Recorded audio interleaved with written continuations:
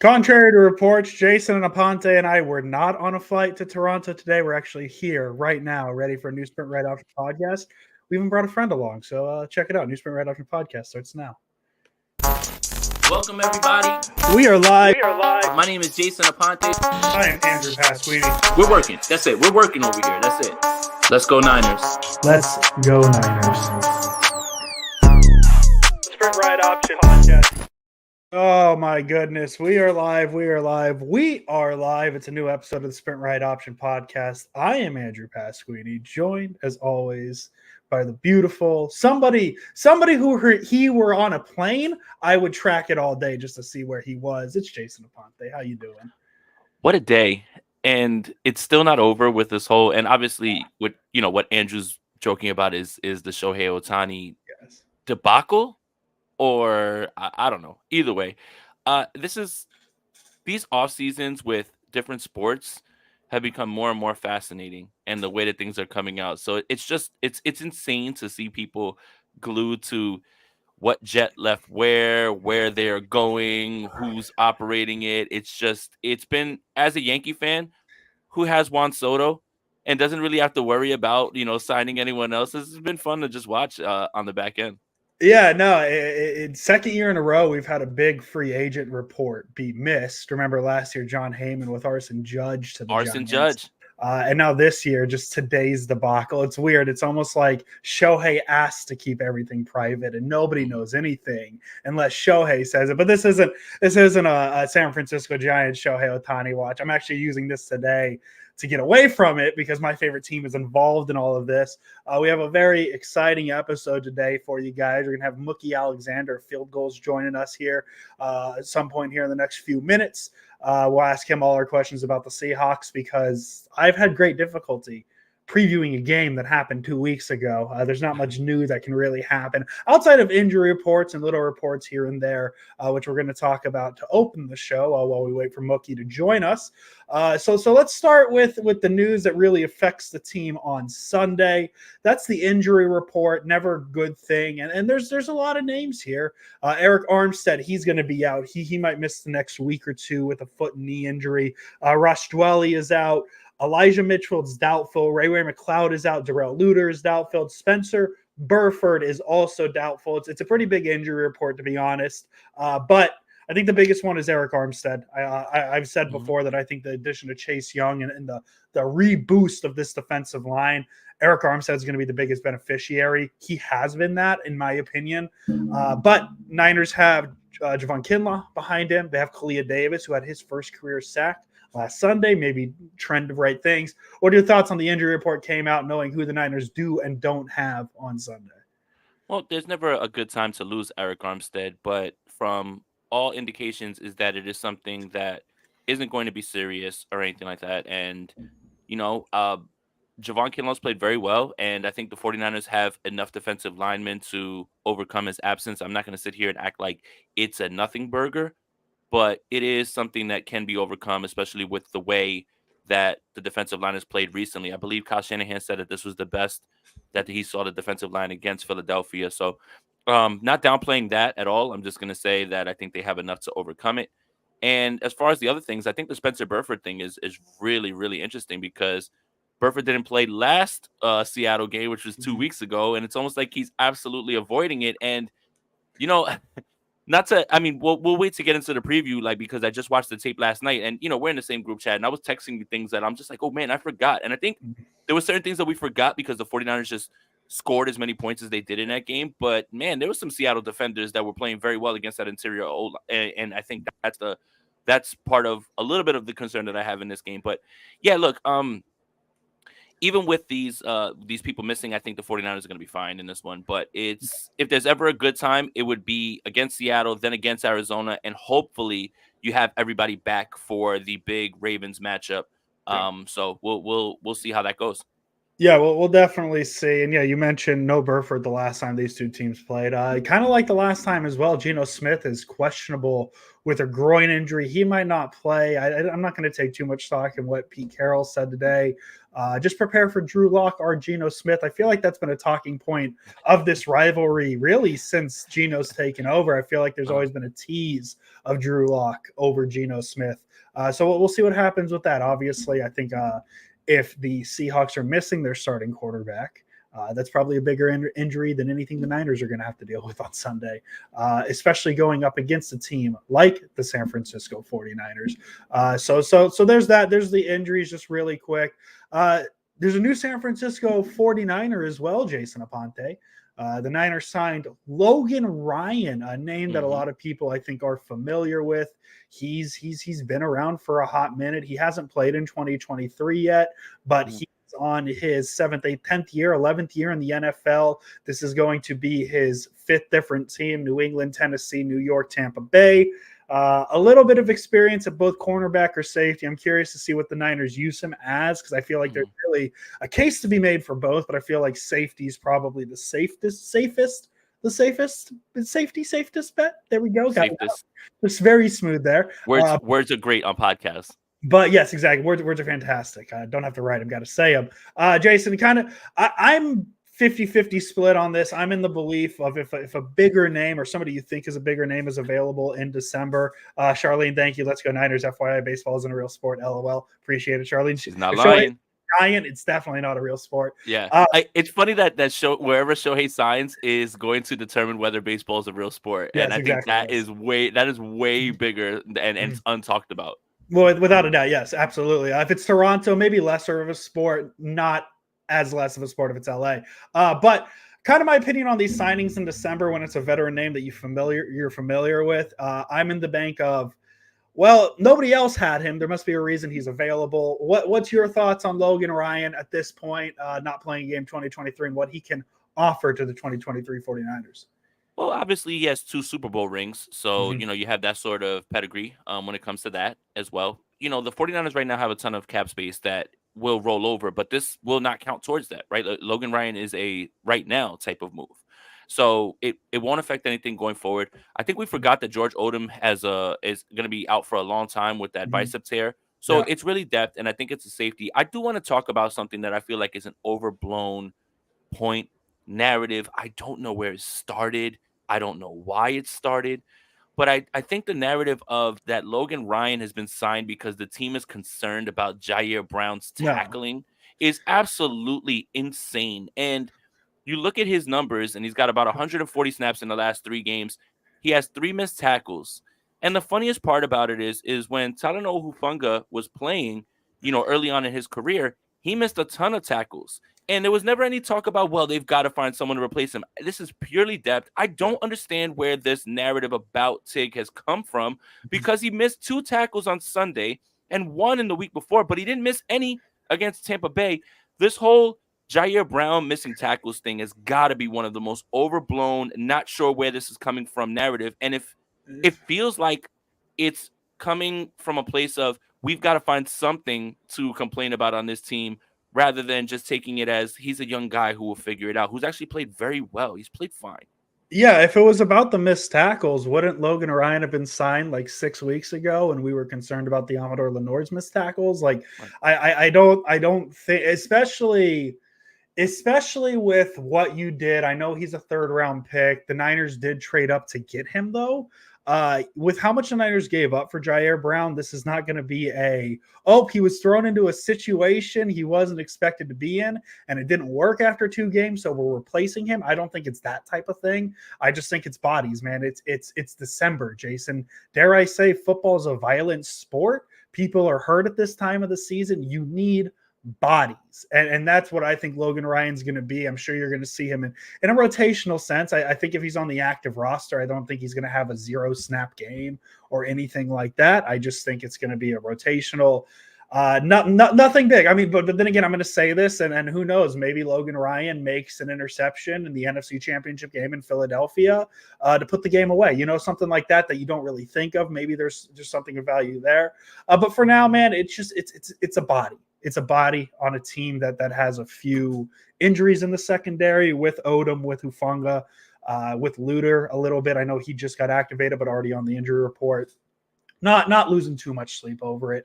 And then the other report that came out, another player I'm not losing too much sleep over, but he's played a little more, not as recently. He hasn't played a game yet this season. He dealt with the knee injury, or no, he has played a few games. I apologize, I'm way off. I was looking at Logan Ryan stuff still. Zach Ertz has played plenty of games this season. Niners are interested in him. 27 receptions, a touchdown with the Cardinals. They get rid of him. And not to be a bah humbug to continue the trend. I know I wasn't thrilled about Logan Ryan. I've just kind of trained myself to kind of ignore the 49ers backup tight end spot. How many times have we talked about Jordan Reed, Levine Tololo? Who was the other one a few years ago the Niners had? Tyler Kroft. How could I forget his name? He couldn't block Hassan Reddick, right? It's a lot of these. I've grown to ignore the second tight end spot. That's all. It's pretty much been George Kittle's spot. We've heard about Warner, Dwelly, all these guys. They don't really do much in the passing game.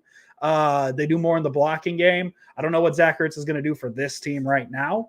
But hey, man, if you sign Zach Ertz, he's not going to Philadelphia. How about that? Yeah, I mean, I'll say this about Zach Ertz, and I think I do have a differing take a little bit, Andrew Pasquini. Okay. I do think that Kyle Shanahan does love the idea of a second tight end because that's why Jordan Reed was brought here. Like Jordan Reed wasn't brought here to replace George Kittle. He was supposed to be in tandem with him in that awful 2020 season, right? And Ross Dwelly just being around on this roster while not being able to block. I love the narratives again from like 49ers Twitter. No block, no rock. Yeah, explain Ross Dwelly because that man can't block. He can't block anything, and he just finds a way to stay on this roster. Do I think the 49ers are just going to all of a sudden start changing into a personnel package that has two tight ends? No. But if you do want to give George Kittle some time off and have him sit off and it's an obvious passing down, Zach Ertz is somebody who still has a lot of juice left. You can look at him as diminished at his time right now, and that's very fair. But at the same time, he still has a little bit of juice. Remember, Bay Area boy, went to Stanford. We've got to keep all that into, look, we're a big vibes podcast. The vibes would be immaculate if Zach Ertz was able to make his way back. It sounds like he's up and down with contenders. So that would kind of leave it like, going back to Philly is an obvious one. I think Baltimore is a place, even though Isaiah Likely is a hooper, Baltimore is a place that I think a lot of people would look at him and say that that's a good fit because of what happened with Mark Andrews.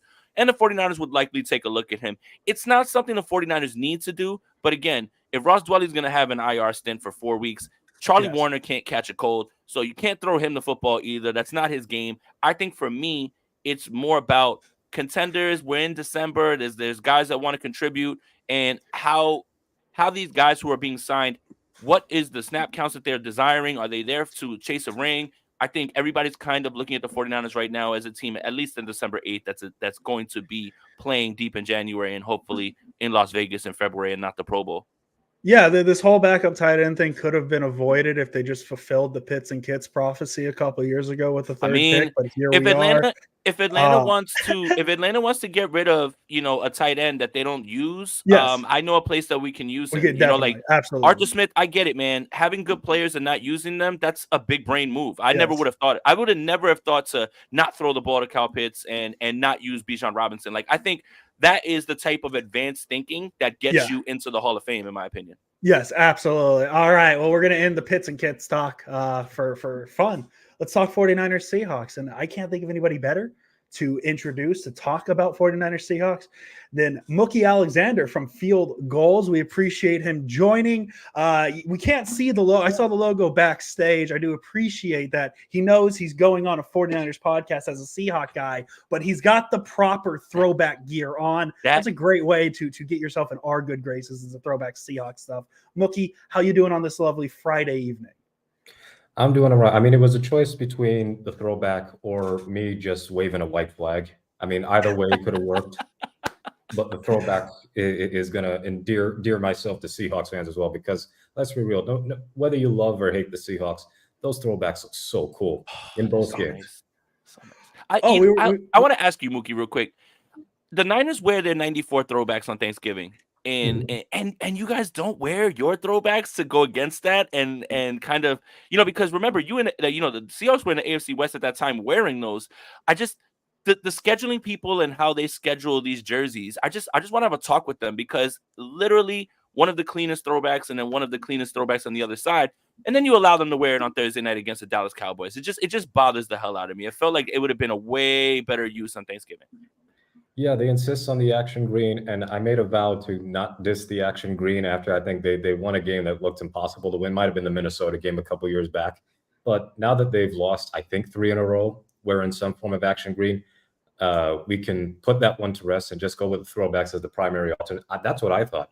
I thought they were going to use it against Cleveland, which they did, and that they would use it on Thanksgiving. As soon as we knew that the throwbacks would be used, I thought the schedule was already out by then, I think. Thanksgiving's perfect for that, because the 49ers tend to wear their throwbacks in prime time against Seattle. They did it last year too, and I think the year before that.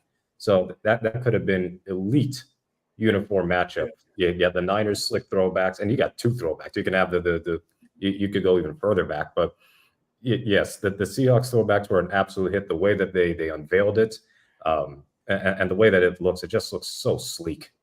Yeah. I will say the action greens, I'm not a big fan of very bright green uniforms, but they hit differently at nighttime. Like in that Seattle evening with the light, it's very different when they're nighttime uniforms versus daytime uniforms. They don't hit as well in daytime. So I'll give them credit on that. Let's talk about the game on Sunday. I read some of your stuff at Field Gulls. I apologize. It's tough for me to say sometimes. I apologize. Field Gulls, part of SB Nation. Jason Aponte and I write for NinersNation.com. You mentioned Tyler Lockett's lack of big plays this year. He's always been that big splash guy. A couple weeks ago, before week 12, I mentioned DK Metcalf and the big plays against the 49ers, how they're going to handle it. We saw Charvarius Ward. I don't want to say shut down DK Metcalf, but he handled him very well. But now with maybe no Geno Smith, maybe Drew Lock. I don't know who it's going to be at this point. How do you see Seattle attacking the 49ers down the field? You mentioned that they don't have a ton of 20-yard passes. The Niners have allowed the 6th fewest 20-yard passes. How do you see that happening against this Niners secondary on Sunday? Well, the way I see it, if it's Drew Lock starting, he's not going to be afraid to air it out. I will be afraid to watch him air it out, but he's not going to be afraid to air it out. He is very much the prototypical gunslinger, and it's high variance. Sometimes it's going to look pretty cool. Other times it's going to look absolutely awful. I think that Pete's being a little coy and that Geno will start, even if he's less than 100%. But whether it's Geno or Locke starting, I think that Seattle made a bit of a mistake trying to air it out as much as they did against San Francisco 2 weeks back, especially when Geno was already ailing with the shoulder injury. Their success against Dallas was not so much of just airing it 30 yards down the field. It's relying on yards after catch, where they've been terrible for years on end, but this year they're finally good at it. But getting the ball out of Geno's hands as quickly as possible so that they can prevent the pass rush from getting home. And you're kind of going to have to copy the game plan against Dallas, but against San Francisco, because that Niners pass rush with Bosa and Armstead's out, right? Armstead is out, yes. So I guess Chase Young will probably get more of his snaps. Oh, yes, no problem. We don't have Armstead. We'll just get Chase Young. Just get Chase Young. And Javon Hargrave too, and Javon Kinlaw as well. Yeah. And yes, it's just a pick your poison sort of situation. But Seattle's offensive line, even though they've gotten healthier, they've kind of performed worse since they've been close to whole. And last week Geno had no sacks allowed or no sacks taken, but he was under pressure more than half of his dropbacks. That was a very deceiving performance by the offensive line, because Parsons and DeMarcus Lawrence, they were all getting in the backfield quickly. I expect the same from San Francisco. So a lot of quick game, a lot of screen passes, those out routes to Lockett and Metcalf that has gotten Geno in trouble sometimes. That's also something that he's still good at. So there are just so many ways that the Niners defense can shut Seattle's offense down, but their absolute best chance is to get the ball out of Geno's hands as quickly as possible and try and generate yards after catch with the screen passes, which is something that I noticed the Niners had a little bit of trouble with against the Eagles on those first couple of drives with A.J. Brown. And I think Devontae Smith got a 3rd and 19 screen pass converted for a first down. So I think that's Metcalf and Lockett aside, this could be a game where the Seahawks start to rely a little bit more on Jackson Smith and Jigba, because he's earning more targets. And with Lockett's ineffectiveness down the field, Smith and Jigba provides some of the things that Lockett provides, but also that yards after catch ability that Lockett really hasn't had ever since he broke his leg several years back. Yeah, I think the most annoying part about the Seahawks, and I mean this respectfully 100%, is just when you think you're kind of putting them away, they go out and they have a draft where they get Witherspoon and Jackson Smith and Jigba, and they smash the draft before that. But I kind of wanted to talk about what you said about deceptively good games. And when I popped on the tape from Thanksgiving, there was one player that continued to flash on the defensive line. It was Leonard Williams. He was absolutely everywhere in this game. And even when he's breaking into the backfield and they're running away from them, I think it kind of gets lost in the sauce because the 49ers were able to move the ball how they did. But Leonard Williams was such a great pickup. And I think a lot of people kind of yawned at it and said, well, he's a little bit older. But what's funny is Spencer Burford didn't play on Thanksgiving. He's not going to play again this week. So it'll be John Feliciano. And that's kind of where they struggled because when putting Leonard Williams inside, he was dominant. Tell me about kind of the feeling around him, because when I watched that tape, regardless if the 49ers had a positive play, I had my eyes on 99, and he's just all over the place flashing, man. He's still got so much in the tank left. Yeah, he is a lightning rod of discussion among Seahawks fans, not because he's playing poorly. He's absolutely not playing poorly. He's been one of Seattle's best defensive players over the past few weeks. The problem is the draft capital they gave up for him. And giving up next year's second rounder just to prevent themselves from having to take on so much of Williams' salary. The Giants ended up paying almost all of his salary. Giving up next year's second rounder is looking increasingly bad given the Seahawks slide. And it's one of those short-sighted things where I get why Seattle did it. They saw that the Niners were on a losing streak. They saw that the NFC was looking decidedly weak. Let's make this playoff push now and maybe try and go for the division. Well, the division, I'm pretty sure, even if Seattle wins on Sunday, is out of the question because the Niners just have a much easier schedule. But the defense has just collectively been poor, even though Williams has been playing well. So it's kind of one of those things where he is individually an impressive player. He's getting sacks. He's getting great hustle plays. He's drawing holding penalties. I think Dak Prescott had a touchdown taken away because Williams had pressure in the backfield, and that led to a hold, and it was a justified call.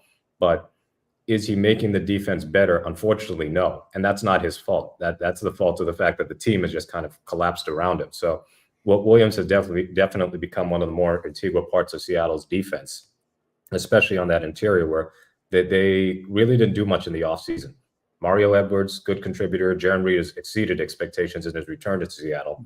But from there, the depth is not really that great. Mike Morris has been out for the year since he had a shoulder injury in week 1. Then you got Cameron Young as a rookie, and you got Draymond Jones, who can be a defensive end in the 3-4 or kick him inside, but he's been not as good as advertised. So Williams has been somebody that's, his contract is up at the end of this year. So you got to wonder, is Seattle going to sign him? And if they don't sign him, then they give away a second-round pick for a rental. I think that Seattle will re-sign him. He's hardly washed up. He's not somebody with a deep injury history. And I'd rather Seattle just not keep starting over at a position they struggled to find success at for years now. We're on Leonard Williams. Perfect place for me to segue to the Seattle defense. You mentioned on field goals that in order for the Seahawks to win this game, they can't just force a turnover. They got to force at least 2, 3, ideally, as many as you can, ideally.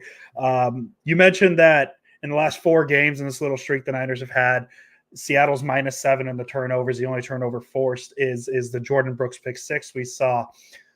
The Niners have only turned the ball over twice, turned the ball twice or more 3 times in Brock Purdy's career with the Niners. One of them was the NFC Championship game, not necessarily his fault. Who on that Seattle defense, if there's going to be multiple turnovers for Seattle against Purdy in this Niners offense, is going to have to be the guy to step up and make the plays, force those turnovers for Seattle? Yeah, that's interesting. And actually, it wasn't Purdy's fault in the NFC Championship game because he had 1 turnover and then was out for the game. Exactly. So everybody else, I think that was Josh Johnson who had the remaining turnovers. But for Seattle's defense to get multiple turnovers, they're going to have to gamble a little bit more. That means are they going to be willing to give up potentially 60, 70-yard plays if it means jumping a route for a pick or doing anything to give the Seahawks the ball as much as possible or even try and get 6 points on defense, which is what they did in the first meeting. So as far as somebody who could force at least 1 turnover, I'll give you 2 answers, and they're both in the secondary. One is Devin Witherspoon, who has just been a revelation. He's been getting picked on a little bit more, but he's a rookie. I'm not bothered with that. CeeDee Lamb got a touchdown on him, and Ayuk got a touchdown on him. But those are two really talented receivers, and Witherspoon has otherwise put on a lot of impressive plays. I mean, even in the San Francisco game, when Debo did that trick pass attempt, I think it was supposed to go to Ayuk, and Witherspoon read it and made sure that Debo had to throw it away. And then he stopped the Debo end around with the tackle for loss. So he's a really smart heads-up player. He'll take his lumps, but so does every cornerback in the league, whether they're good or not so good. But Witherspoon has got one interception. You have one taken away because of a penalty nowhere near the play. He's got a forced fumble, I believe, on a strip sack or something like that. But no, he had a forced fumble on a read option keeper that Sam Howell had. And then he's a menace both in coverage and blitzing the quarterback. So Purdy doesn't get sacked a ton, but if anybody is capable of getting a blitz to sack Purdy, it's not Jamal Adams. It's actually Devin Witherspoon. Adams' blitzes have largely been ineffective, and they have been for however many games he's played this year, even 2021. Witherspoon already has 3 sacks. I mean, he's trying to get as many sacks as Jalen Carter, whom Seahawks fans absolutely wanted to have, or at least some of them wanted to have, to both beef up that defensive line. So the other player I think has got a chance to at least generate some noise as far as turnover potential, but he is questionable for this game, is cornerback Trey Brown, who has been he's a really improved player. He looked promising in his rookie year in 2021, but he had a serious knee injury, and he hardly played last year. Won the starting job this year over Mike Jackson to the corner opposite Rick Woolen. And he's got 2 interceptions, one of them a pick six. The other one was a brilliant interception off of Joe Burrow. And I guess Jamar Chase isn't always open because Chase was locked down and Brown made a spectacular pick.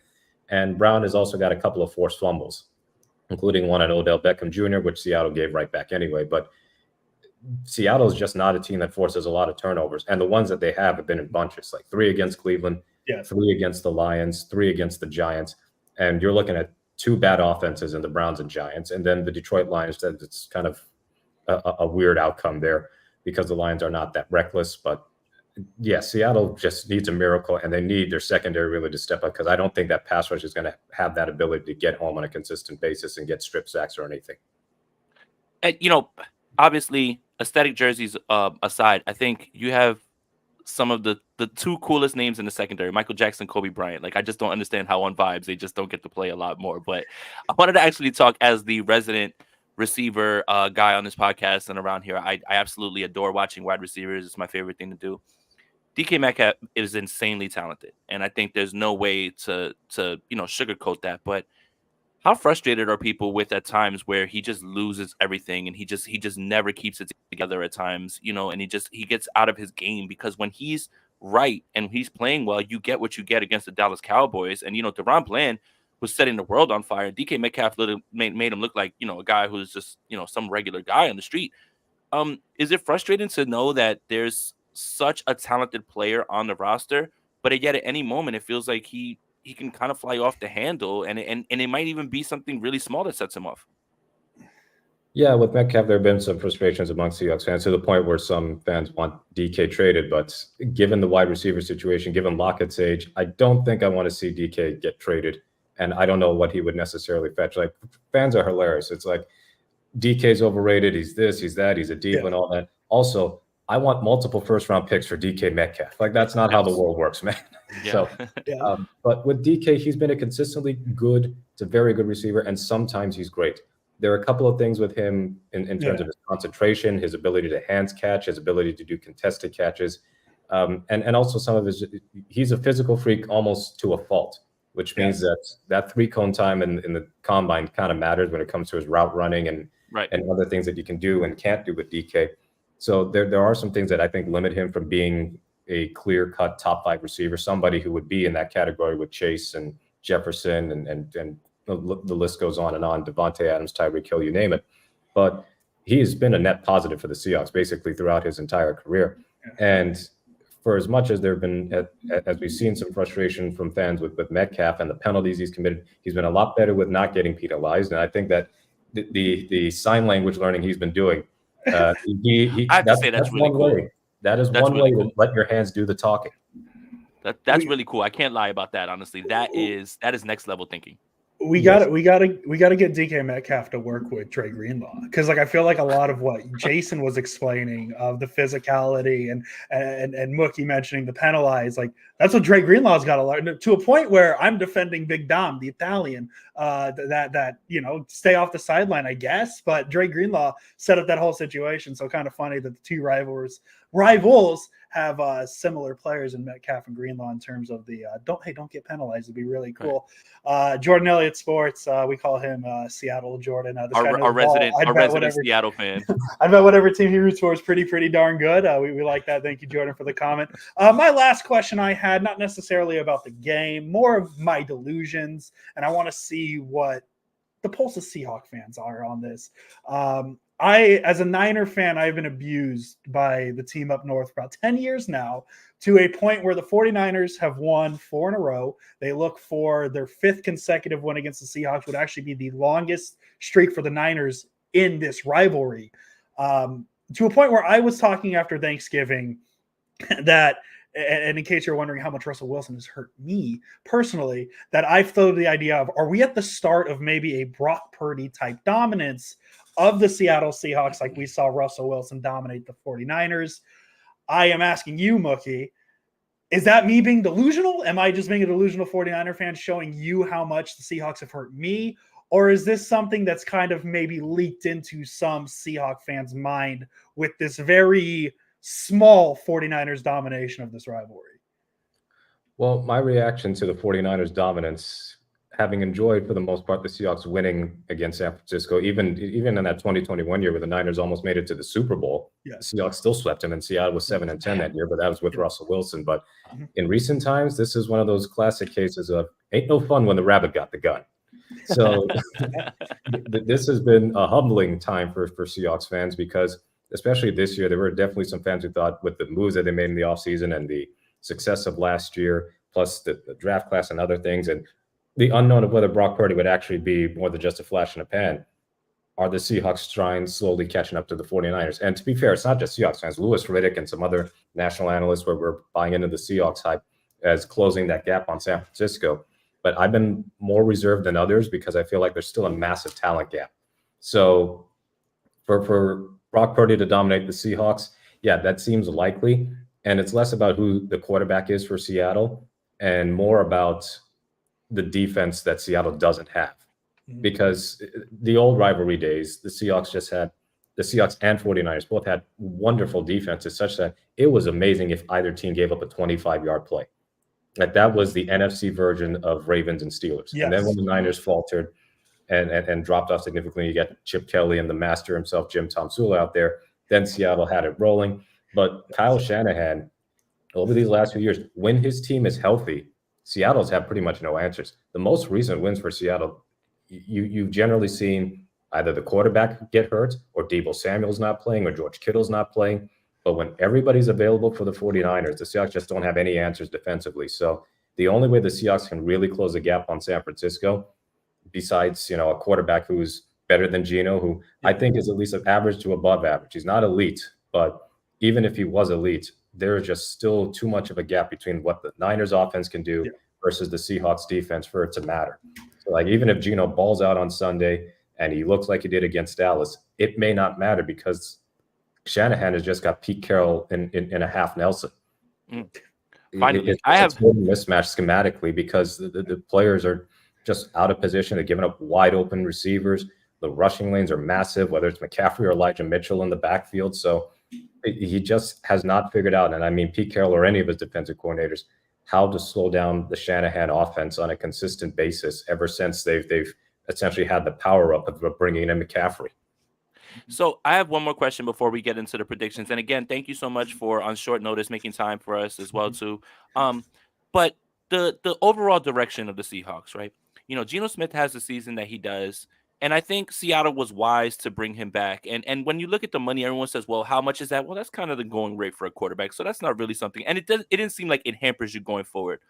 What's the sentiment around Seattle and around the fans about going forward? What do they do? Because I have to say, begrudgingly, the last 2 years, you guys have really smashed your drafts. Like, it's one thing to have a bunch of picks, but to be able to get 2 starting linemen, find Tariq Woolen, find find Witherspoon, Jackson Smith and Jiba, Kenneth Walker, right? Like it just it's tough to understand and get a gauge on what the overall direction is because the quarterback position seems like it's still a point of contention. Would you say? Oh, it definitely is because Gino, he didn't have a strong finish to last season, and that's what people remember the most. It's whatever happened most recently. And then he's not been as good this year as he was last year. He's not been as terrible as some fans have been led to believe, but he also hasn't been operating at a high level. We still have some debate in the comment section about whether Geno Smith is better than Brock Purdy, and it's just that Purdy's in a better offense. And my take on Purdy is he's probably not the best quarterback in the league or anything like that. But what differentiates him and Garoppolo is that Jimmy Garoppolo's floor is like bottom 5 quarterback, and his ceiling is Jimmy Garoppolo. Brock Purdy's floor is probably Jimmy Garoppolo, which is what we saw during the losing streak. And his ceiling is that of somebody who's an MVP caliber quarterback. And yes, the system helps, but he's still got to make the throws. And he's operating in a way that Kyle Shanahan is not actively scared of his own quarterback like he was with Jimmy in multiple playoff games. So that aside, as far as what the Seahawks will do, I feel like the consensus is that Seattle has to draft a quarterback next year because Geno is going to be 34 anyway. So it's not like he's somebody you expect to be playing at a high level for 4 or 5 straight seasons. So it doesn't necessarily have to be a first-round pick, but due to the fact that we don't have a second-round pick right now, it probably has to be a first-round pick or you trade down into the second round or something like that. The options, I won't really get into that because we're not at the combine. We've seen so many quarterbacks seemingly be a projected first-round pick and then have a bad combine, bad interview, whatever. They drop to the second or third, all that. But Seattle really just has to go get it, forget the bridge quarterback stuff, and try and build a little bit longer term than they have been building. Like these drafts have been good, but as far as finding that super long-term franchise quarterback, it's more likely than not that Geno, as much as I've enjoyed his career resurrection, he's probably not the long-term answer. Your long-term answer is almost certainly going to be through the draft. And one thing with Pete Carroll and John Schneider, they have drafted 2 quarterbacks ever since they've been here since 2010. Russell Wilson and Alex Magoo, who's not in the NFL right now, or at least he's on the Packers practice squad or something. They've not made much of an effort to look at quarterbacks in the draft. I feel like 2024, with as much talent as we've seen from the college scene this year, they would be foolish not to at least strongly consider taking a quarterback. Even if Geno stays next year, at least have that rookie be his backup. I can think of a quarterback who's up in Washington that might fit decently with the Seahawks. And Michael Penix, he wouldn't have to go too far. I think that'd be a fun. I'm not a Niner fan saying that. I don't want good players going to Seattle, but as a football fan, Penix staying in Washington would be pretty cool. Mookie, we appreciate you joining us. We're going to get to our predictions here. And I might actually have to ask you, we don't do over-unders here too much, but I was scrolling through your Twitter page, and I see you're 113, 73, and 3 picking the over-under, according to this tweet I see. From, let me make sure I get it right, Tally site. So we might have to ask you that since you're very good at that. But before we get into the predictions, everywhere you can plug that you do, whatever it may be, Twitter, website, YouTube, whatever it may be, plug it. Now's the time. Yeah, my Twitter is, or X, is at Mookie Alexander. So not too difficult there. No underscores, no nothing, just at Mookie Alexander. I'm available on fieldgoals.com. And of course, I run predominantly the Field Goals Twitter account. So if you want to talk some mad smack at me during game day, feel free to. It's at Field Goals. It's not like I'm not used to it. It's a rivalry thing. Now, I think we'll take it easy on you. I mean, you've been great, and I think you come from a place of being completely objective, and I think it would be cool if you just came on here and said, you know what, Seahawks, we don't care, talking crazy, but like I appreciate the level-headedness, and it's something that we could all sometimes around here in 49ers Twitter aspire to just a little bit more, as opposed to, well, if he doesn't play for the Niners, he stinks, which is kind of the sentiment sometimes about players. But yeah, thank you. Predictions, right? Like we should just get to it at this point. Yeah, I'll let me go first. I'll go first. I'll go Niners. Man, the scores are the hardest part at random. I'm going to go 27-10. Not a close game. I think the Niners are better than the Seahawks, is what it is. Brock Purdy's good. I think he continues I think he's going to have another game where we kind of keep this, is he the MVP talk going? But we'll see. It's always, as Jason Aponte likes to say, divisional games are weird. They're very weird. But just keep in mind the Niners have a chance for the longest single win streak against the Seahawks, and this would be the 5th time since 2002 the Niners have swept this in-season matchup, this divisional rivalry. Mookie, I'll let you take the next one, and for the over-under, I see 45.5, so I'll give you that extra bonus of who wins on Sunday and what's the over-under. 45.5. I think that got lower because Locke might be starting because of the line flipped from -11 to -13. So, or flipped, it got even wider. So I think it's going to be Geno starting. And I think the first game was 31-13. I believe that the Seahawks will score more than they did the last time. They'll get offensive touchdowns, but the Niners at home, doesn't look like the weather's going to be bad. So I think it's going to be something like 38-17 San Francisco, where it's surprisingly close in the beginning. And then much like the playoff game, the Niners just put their foot on the gas pedal. Purdy finds some big plays to McCaffrey or Kittle or whomever. And you get a couple of key turnovers at the other side for the 49ers defense to really flip things in their favor for good. I mean, there's just so much talent on that Niners defense. I'm envious because that used to be the Seahawks where they had the talent and the scheme and the discipline. But Seattle is not playing disciplined football right now, and the Niners are just peaking at the right time. So I think it's going to be a San Francisco victory. And the over will hit. And the over with it. Okay. Yeah, I've got it 31-17 49ers. Again, it's styles make fights, but again, like kind of to Mookie's point, it's too much for the 49ers over Seattle right now, especially with where they are playing. If this was the game maybe within that 3-game losing streak, maybe there might be a little bit more hesitance. And I understand, there's the idea of, well, there's a letdown game in the cards, especially after what just happened in Philadelphia. But I think just based on the way that you kind of hear Fred Warner talking last season about, we hate these guys, we hate these boys. I don't think that will be the case this week. So, yeah, I've got the 49ers continuing to roll and, basically putting the NFC West away. But, yeah, it's going to be one of those games. Again, I think that it's kind of fair to say that it'll be a little bit close. Kind of interested to see which running back's going to play. I think that's something that we could have asked Mookie as well, too, about like Kenneth Walker or Zach Charbonnet. It sounds like both of them are kind of in the same practice mode. What are you thinking?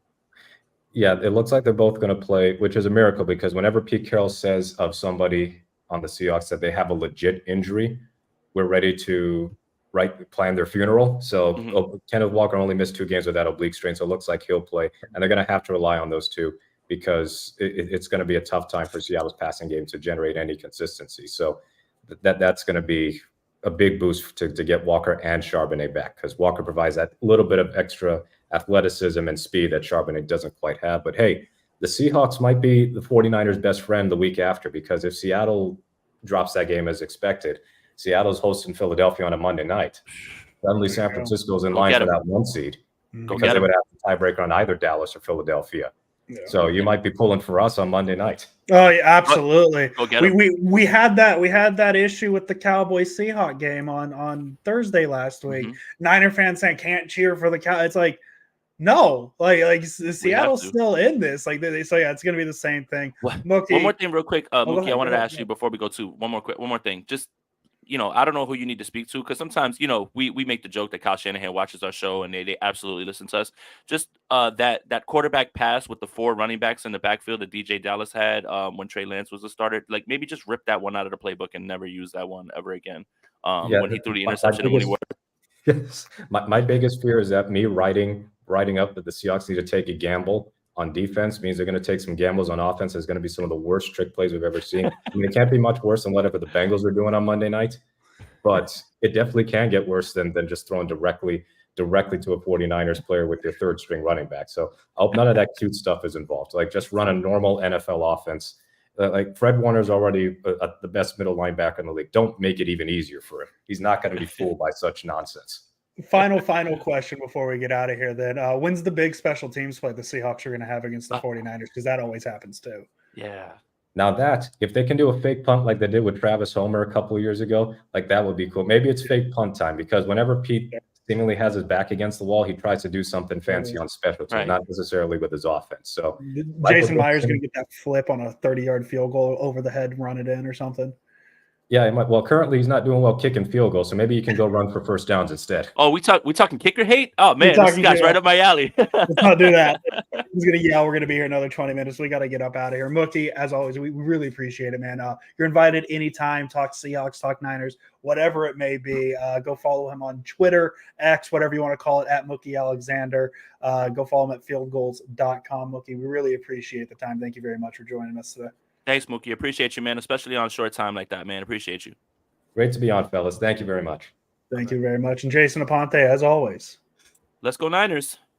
It's not official until Passan tweets about Otani. Let's just get that out there now, guys. Not official until Passan tweets. Baseball is not a real sport. Baseball's not a real sport unless Otani goes to the Giants. Thank you. Welcome, everybody. We are live. My name is Jason Aponte. I am Andrew Pasquini. We're working. That's it. We're working over here. That's it.